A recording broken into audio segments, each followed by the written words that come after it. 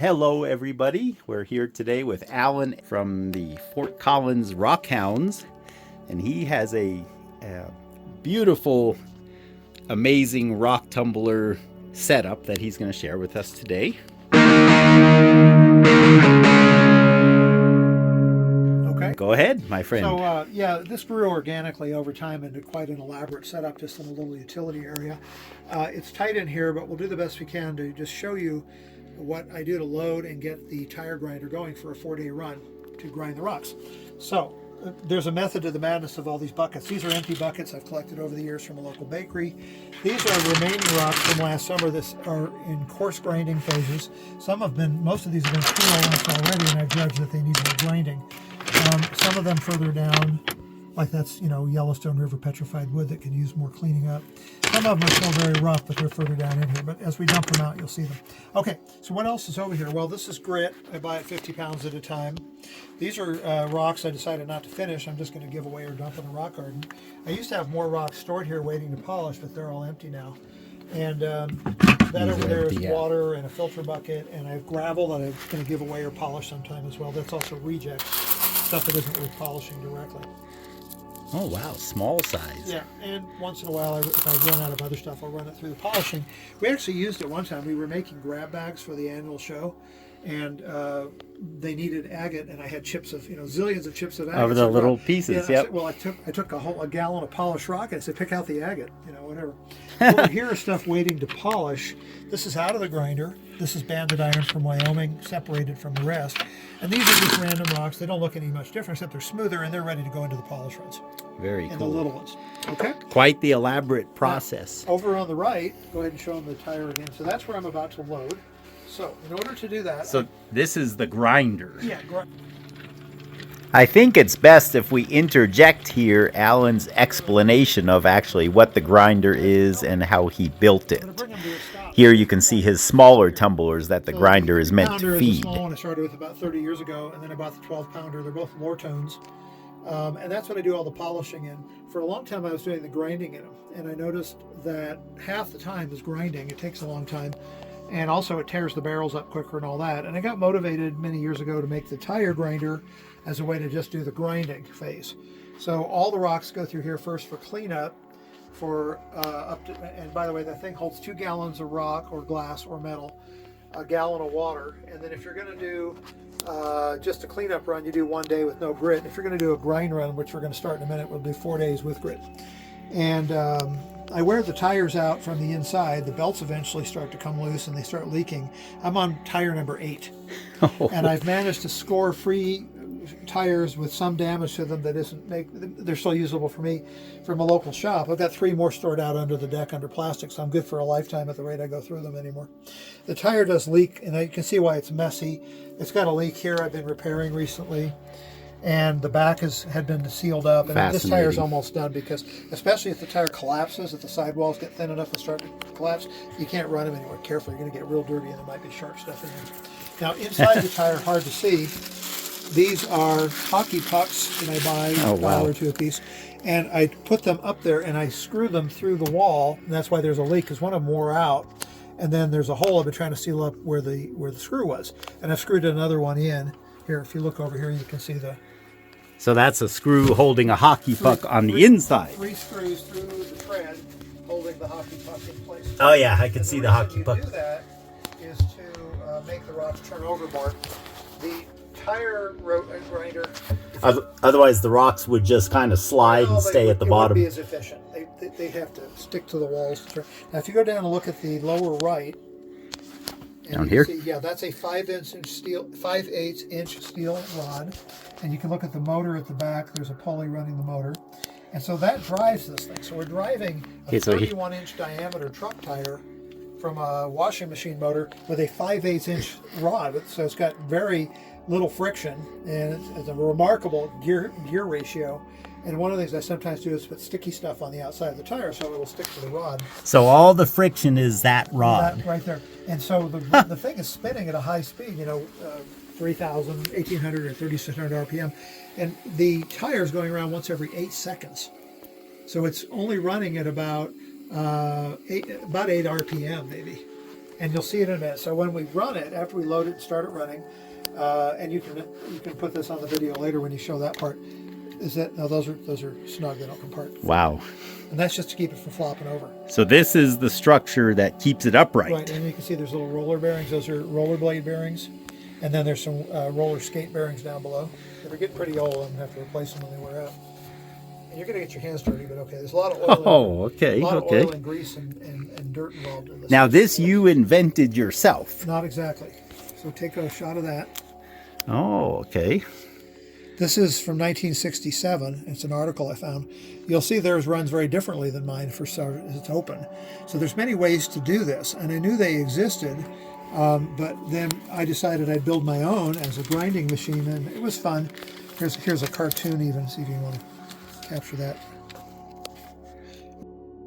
I'll insert a few close-ups here for those of you who want to pause the video and read through this information.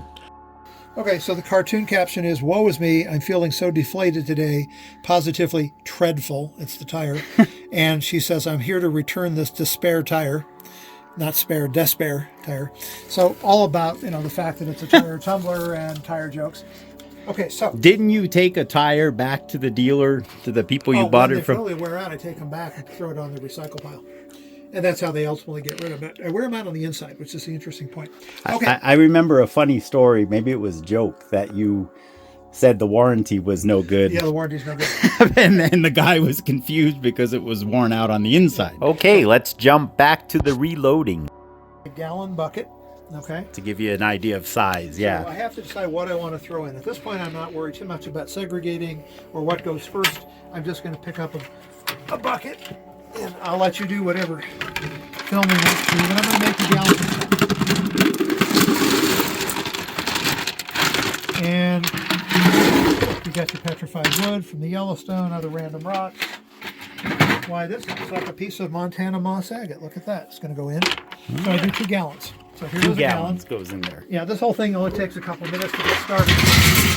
So I might as well go ahead and just empty this whole bucket out, since I don't care much what I do in it. Now, I have to watch the weight a little bit. So you're very strict about the 2 gallons of rock. It's more of a weight thing. If I'm doing banded iron, I won't even load it that full because it's over full. Oh, and in fact, I'm going to throw a little of the banded iron in here, but then since I'm doing heavier, denser stuff, I'm not going to fill it all the way to the top. Yeah, because banded iron, for example, is much heavier. So it's 30 to 40% iron, so it's denser. Heavier for the same size, the proper thing would be dense. So there's a lot of just use your hands and reach in. And also, a 2-gallon bucket of rock is very heavy, and it's pretty hard to pick up, pour in like I just did, but it's mostly empty anyway.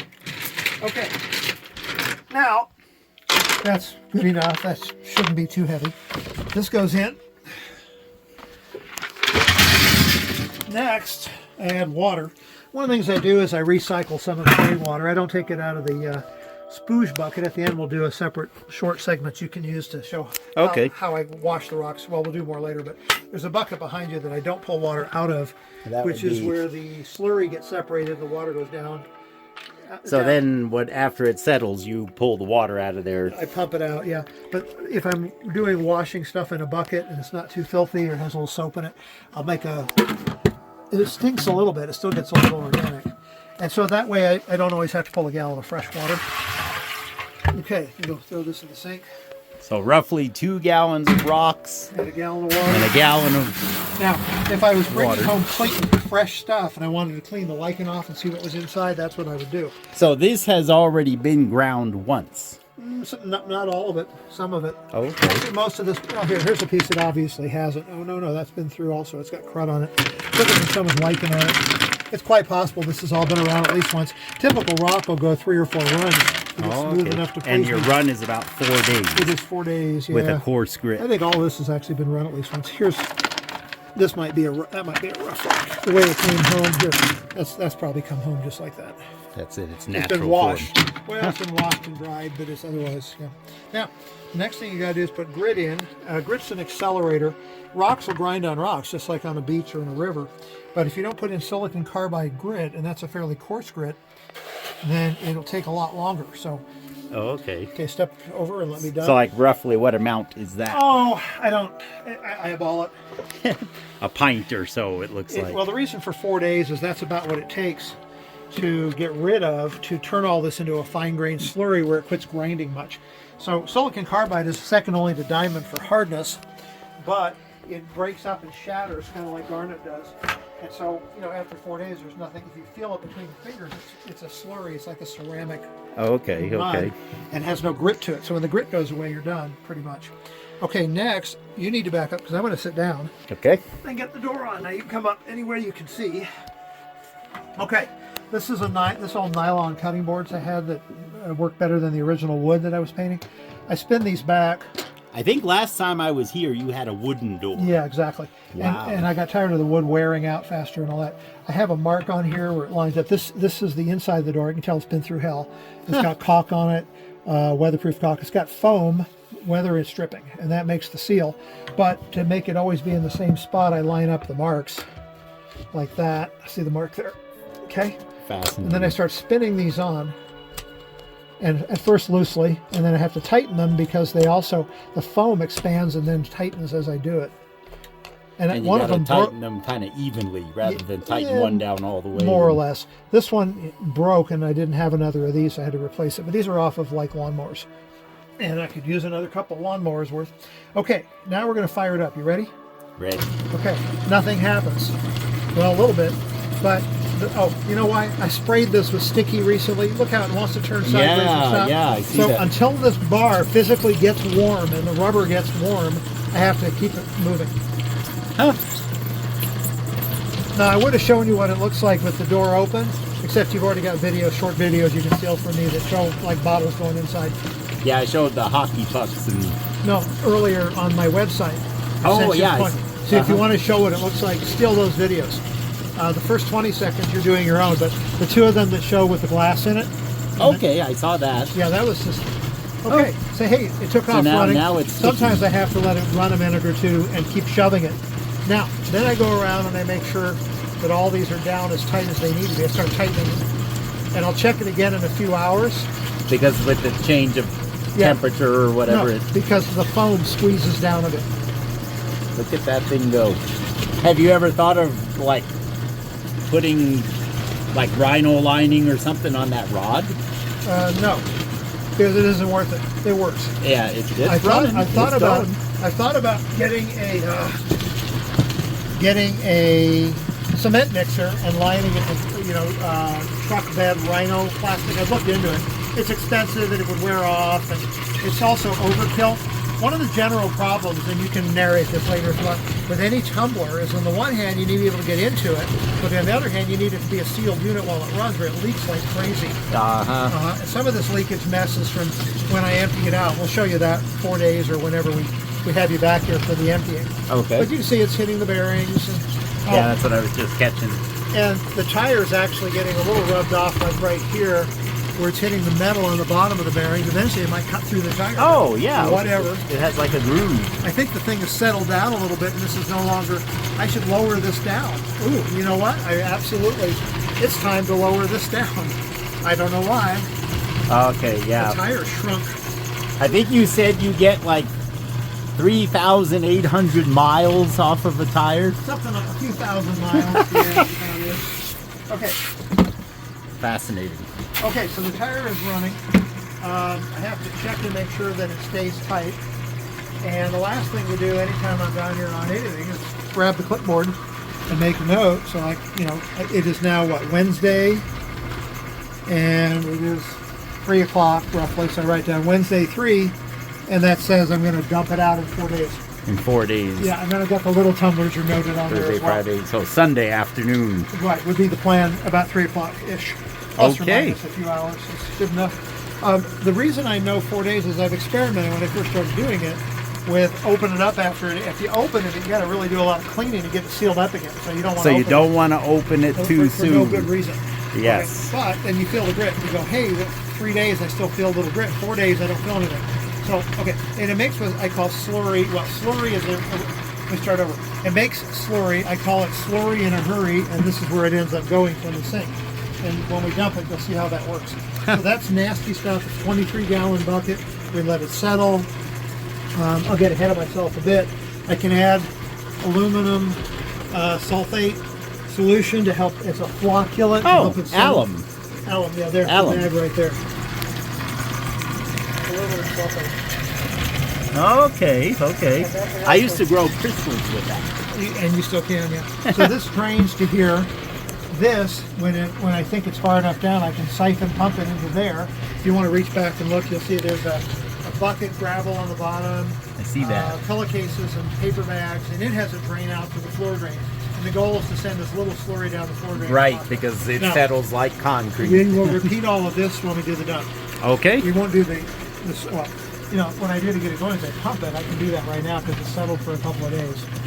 Eventually, So that's a hand pump, just to pull the clear water off the top. Clear-ish, yeah. And I've got a siphon going. It's running now. And then it runs it'll run through until the air gets in. filters and then goes down the drain. Right. What an But operation. when the filter bag gets enough crap built up in it, Then it doesn't run through anymore. then it doesn't run. Then I have to stop and pull it out and do a major filter bag replacement. Well, we will sit back and let the grinder do its magic for 4 days, and then we will come back for the unloading process. In the meantime, let's look at a few cool rocks.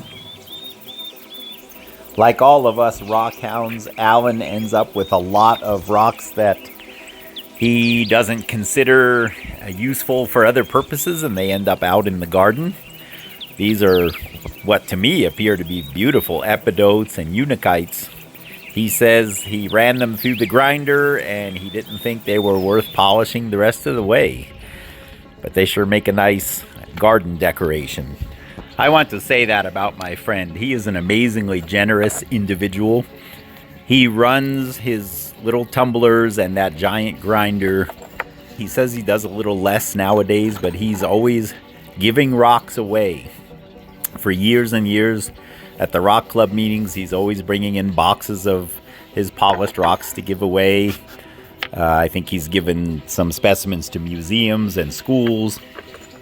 And what we're looking at here in my own yard are interesting scraps that I used to pull off the machines at work, or light sockets, cutouts where I would drill the four corners and end up with the little crosses, cores, triangles, semicircles, all manner of pieces. And he would run them through the tumbler for me. They don't need a shine. He would just knock the sharp edges off, and as you can see, they come out really nice.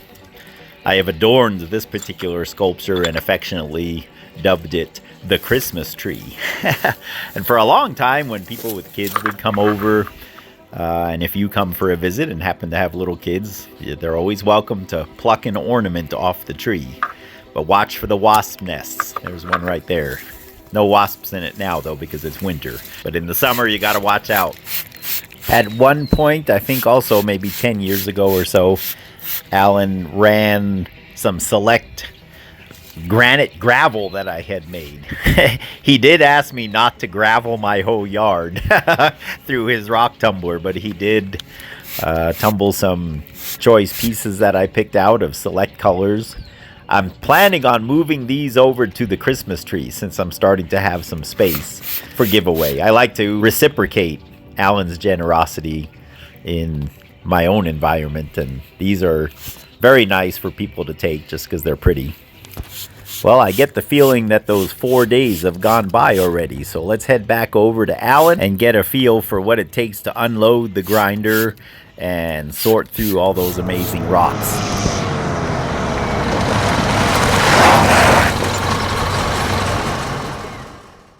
It's 4 days later, and Chris is back to watch me unload and sort the rocks. This might take up to half an hour, mostly with the sorting. I'm going to turn off the little tumblers just to make less noise. But as you can see, the grinder is running. And after doing some repairs on the old tire, it actually ran 4 days without leaking, which is good. And first of all, I get the door up. I wait for the mark to come up just for convenience. And then I rotate the handles and I pull the door. And it looks pretty nasty. Oh, yeah. Okay, that's the slurry in a hurry part. Sludge, slurry in a hurry. And I'm going to hose it off. Watch out for splash. It's a messy business, and the sink and the bucket make it nervous. As any of you lapidary people are well aware, huh? Keep in mind, Alan has this all set up inside his house. In the utility room in Because the basement. winter is a reality here. Yep. Oh, and then I can run things year round and not too hot or cold. Okay, so there it is. And once I get it to this point, I don't want to take too long to get the rocks out and washed. So as soon as you're done, we're going to go That empty it. it doesn't look like there's very much in there, but remember, this is a truck tire. There's 2 gallons of There's rock 2 in there and a gallons of gallon rocks water. and yeah. And if you fill it too far, it would splash out even with the door on it. Okay, now I grab a sponge. And because of my sore arm, I'm not going to sit in front cross-legged like I usually do, which is better for your filming anyway. You're going to see it better. Oh, look, it did start to leak. This is new. Like just now. No, in the last hour or 2. I'm rotating it up. Yeah, look at that. To get. This is the place I sealed it. This time it took 4 days to start leaking again. All right. Yeah, so that's why it's running around the Right tire. there. Yeah. Also, there's a little bit on the motor. Okay, here's what we do. We grab a couple of parts that I've gotten together over the years that live under the sink, and I pull this out like that. If it had more crud in it, which when it leaks worse it does, I would have to dump it first, but it's pretty clean. I set that there, and now I have to get some stuff. Now, because of this sore left arm, I'm going to use my right arm to empty it, which is opposite what I usually do. So I'm going to be over here, which is more out of your way anyway. Yeah, that actually works. So I take this old newspaper bag. It's a little ratty, but I don't care. And I just kind of cover up some bearings in case it drips. I don't get it straight on the bearings. And then I take this bag, and I reuse it a lot. I turn it inside out, usually on my right arm, or on my left arm. But since I'm using my right arm today, I'm going to... So you don't want to be permanently gray? Well... okay. This stuff is hard to get off. Well, not that. I don't want to, there's no sense in getting it on my hands. Okay, so I have everything I need, and I'm just going to go to work, and you're going to see how it works. Now, when I'm sitting in front, it's easier to reach this. The noise is going to pick back up, and the splashing gets worse. But I start sucking it out. So you let the tire push the rocks into your container. That's Right. smart. Be careful I don't splash on you. It's a splashy business. I got my play clothes on, so You can. I meant to have you hear this with the door on it, but every 4 seconds it hits one of the hockey puck. hockey pucks, and there's a little louder. If you listen to the video later, you might hear it turning the rocks over. I do hear that. That's very effective. Let me get a glimpse in there. No, I'm busy. You can't. Okay. You can reach whatever you can reach, but I got to keep working. Remember, I cannot let this stuff dry on the rocks. Trying to show the hockey puck. Well, you'll see them in a minute better. Hold on, let me finish dumping, and then I'll let you There we look go. in. One went by. After I get it emptied out, I'll let you look inside while it's still running. All right? All right.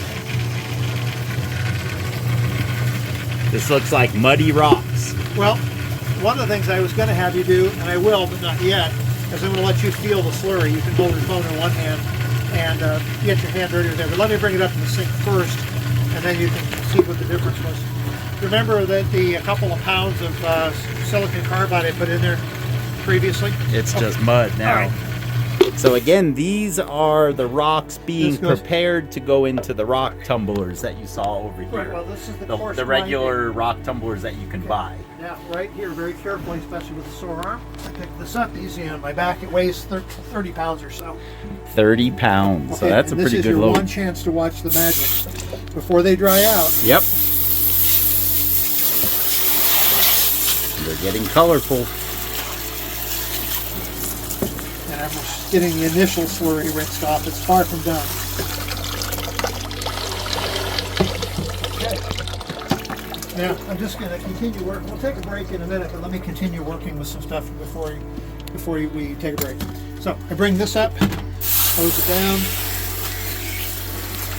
Very important that you get the mud off instantly. Well, not instantly, but before it Just 'cause dries.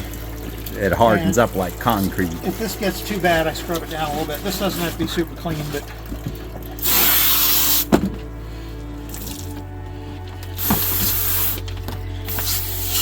good enough. I sure hope I'm recording. I sure hope you're recording. We only get one shot. I know. Boy, that's a beautiful pile of rocks already, though. Yeah, you can see the difference with the color. Now, I have more stuff to wash. Fortunately, the sink has ribbing underneath and can support quite a bit of weight. Because, I mean, there's 30 pounds of rock sitting in there on the sink.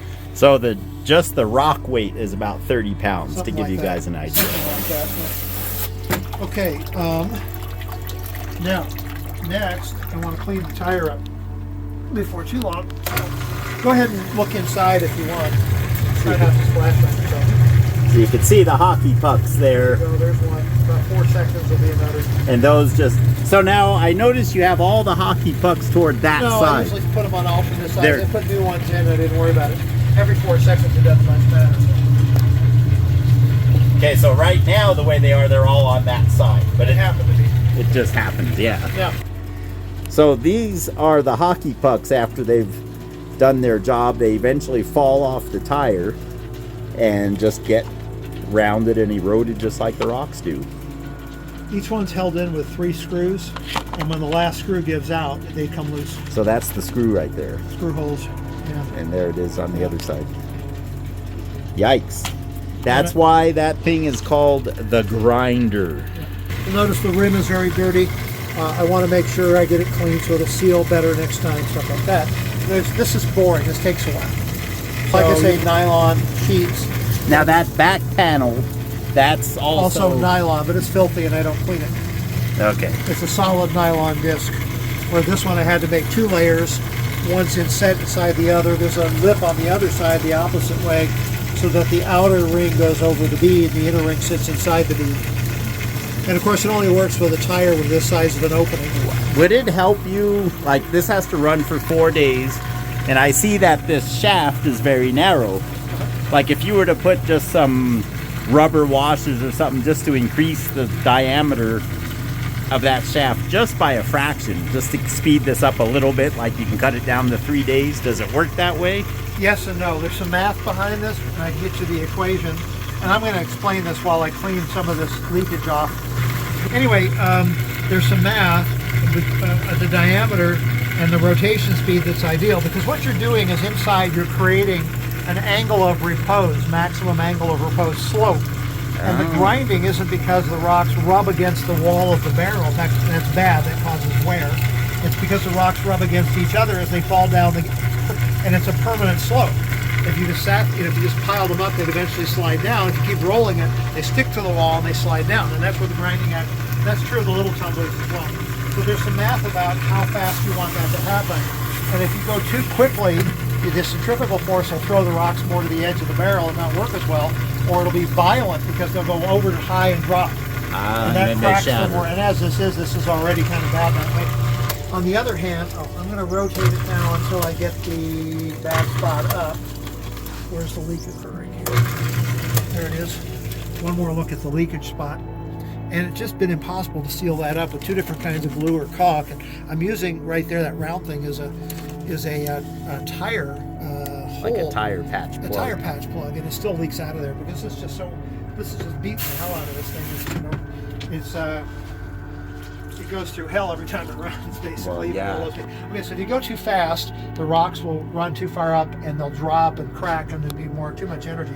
If you go too slow, you just waste time. But eventually, as long as if you're going too slow, they'll still ride up and slide down. It just won't be as fast. So I think the optimal speed is about where it's at. Okay. Based on what I hear and what I see. So this process has been thought through. It is not random. It is not just because that's the parts that Alan had. Yeah, well, Very cool. It isn't. I said I can use a 5/8 steel rod with these bearings, and I want the biggest tire I can get. So as you can see, although you don't fill the tire, the capacity of it is such that you don't want fluid running out the seal. The door, right, and the door right. has to be big enough to get into, but small enough that it doesn't let everything out. On it. Right. Feel the grit and then wash your hand off. So now we start the rock cleaning process. I want to feel how the grit. There's still some there, more than I'd like. Boy, there really isn't much. But there's not much, but there's still some. But that means I could have run it a few hours. So those scoops of the silicon carbide? They broke up, yeah. They're They're gone. hard, they're dense, but they shatter. And I'm going to take this, and here's what I do next. I figured all this out for myself. It's just what works. I put this here, and I tip this up. So there goes all the soup. Slurry in a hurry. Oh, yeah. Yum, yum. And none of this goes down the drain. It goes through, it settles in here again, as we said in the first part of the video. And I think then it runs through filters and pillowcases, and then finally... And then there's a whole process to get things clean enough to put away. It's just so much easier if you clean it right away. Well, yeah. Well, once it dries, it requires a lot more scrubbing. Now I'm ready to do stuff involving the rocks. And actually, this is the payload. Look at all the crud coming out of that old sponge. Old sponges in the house, when they replace them, they come down here to die. They come Old down scrubbers. Here to die. Yeah, oh, right. yes. Okay, now watch what I'm going to do.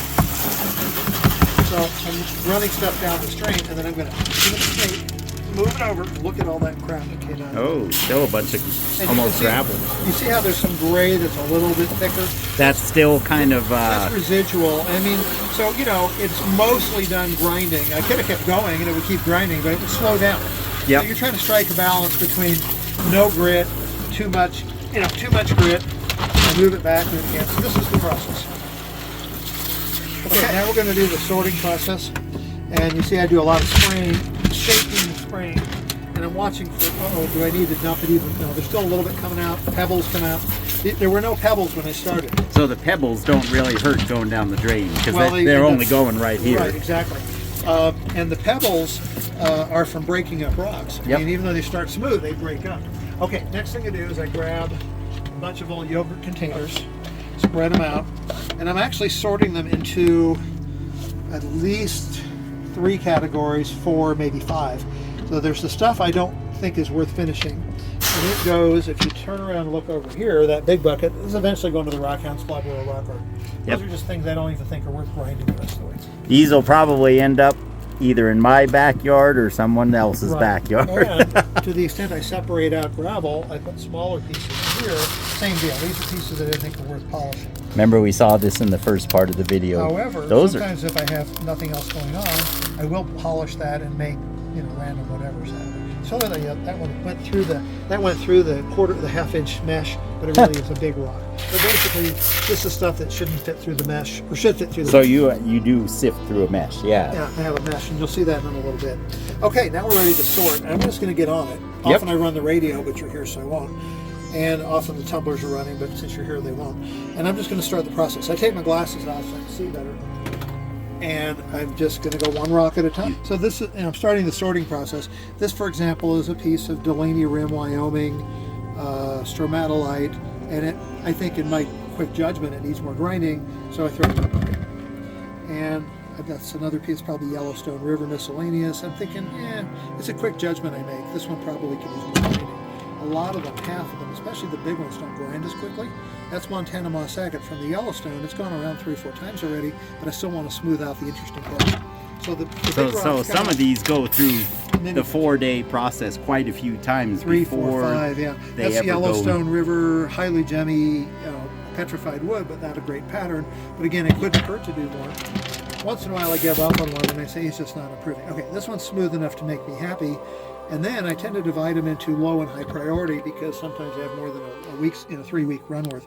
This one is so nice, but it's also big, so it goes to low priority. And then this is Yellowstone River. Again, this has been through 3 times already, but it's still smoothing out. So I'll keep going like that. So let me finish filling one bucket, and then we'll take a pause. And then we can go to high speed if you want. So this is Wyoming band and iron. That's a nice. But again, it's not. It doesn't. I tend to like my rocks well-rounded compared to with most no holes and stuff. That's a joke. Well-rounded rocks. So I tend to grind them longer, and it means they don't come through as So all those that he's just putting in that bucket need to go again. Well, so watch. And then I make sure there's not too much water in it. I rotate this way, and I add them back to the grind. That's my grind bucket. See, guys, so when you're going through hard times in your life, we've heard that hard times are for our benefit. We should try to learn from them quickly, or we will end up going through the grinder again. Okay, so this one has gone around a bunch, but look, it looks nice now. And in fact, I'd like to see it sooner than later. So I'll throw it in a higher priority bucket. What is that, quartzite?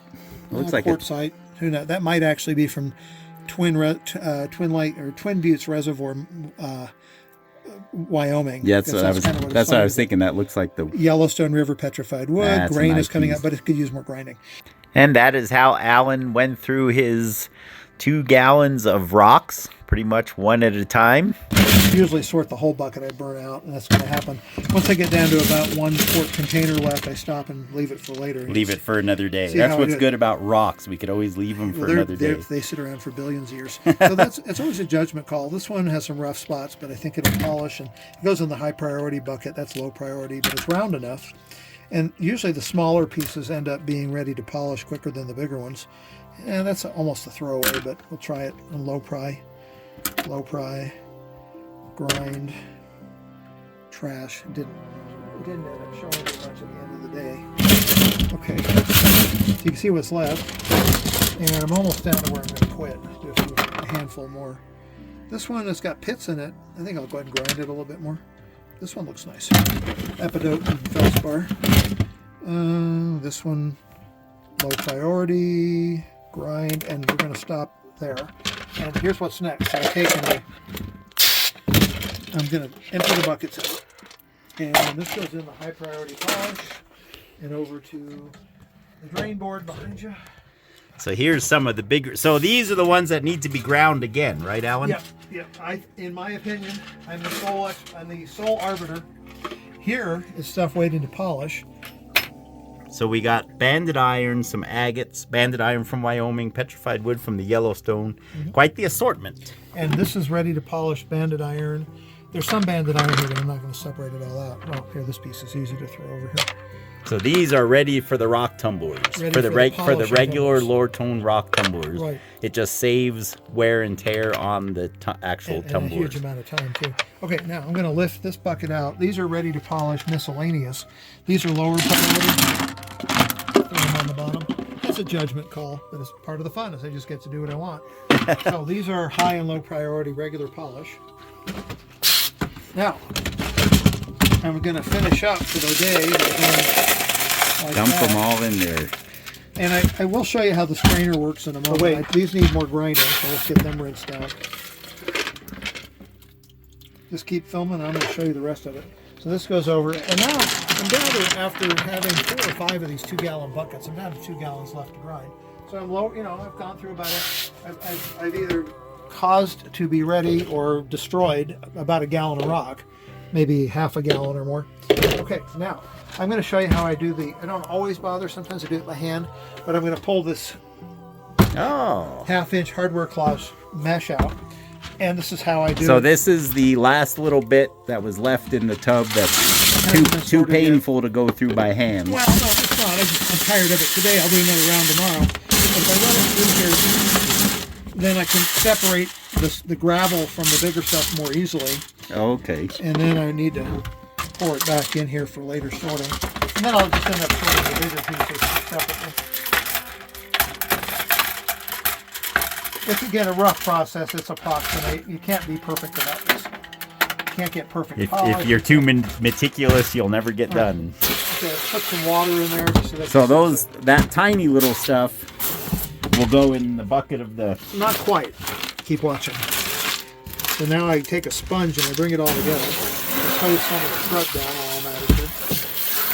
It's like playing in the dirt. I mean, it appeals to the inner child. The inner child, yes. And then I'll scoop this up with my hand from the corner and take a look. Say, is any of this worth polishing? If it's this small, I'll throw it in the polisher, even if it's rough. But a few of these... Well, yeah, because it gives you abrasion and cushions the bigger rocks from hitting each other, right? They'll polish. They'll smooth off more because they're small. So anything in here that looks interesting to be potentially polishable, I'll grab and I'll set into the bucket. And then the rest can go into the waste gravel that maybe polish later, maybe throw away. I've actually used that unpolished gravel in the garden. Yeah, don't ever throw it away. No, not in the garden, in the walkways between the bricks. Oh, there you go. Yeah, so I put the little tumblers back on, even though it makes noise, and they just fire right up. So these... They have polish. You guys who do Lapidary, you're probably more familiar with these kind of tumblers. That's why I did not ask Alan to say much about them. There's millions of videos on YouTube about this kind of tumbler. But these run also for like a month or something, well, don't they? It's a 3-week cycle, 1 week at a time. 1 week at a time on fine grit. I'm using coarse here. Fine, pre-polish, and polish. And as I was showing you earlier, you can save a lot of money by going to the trouble of collecting carefully and not contaminating. This is polish content. Okay. And then letting it settle and pouring off the clean water. Now this will also settle, and I can help it settle. In fact, today I will by adding Pouring some alum in it, like you said. Yeah. Doesn't take much. And then leave it a day, and it'll be ready to.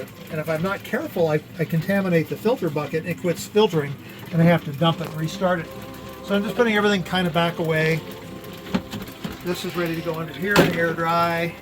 If there's a hole, this drain board doesn't go anywhere, so if it has much water on it, I just dump it and let it air dry. And there we are. We're largely done. Water's off. Make sure to do that. Although, unless it leaks, it can be under pressure, but I'm shutting it here. Well, thanks so much, Alan. This was an amazing interview. Really appreciate your time. And you guys for watching, thank you so much. Please like, share, and subscribe if you haven't already. And by all means, leave your comments. And I look forward to seeing you on the next one.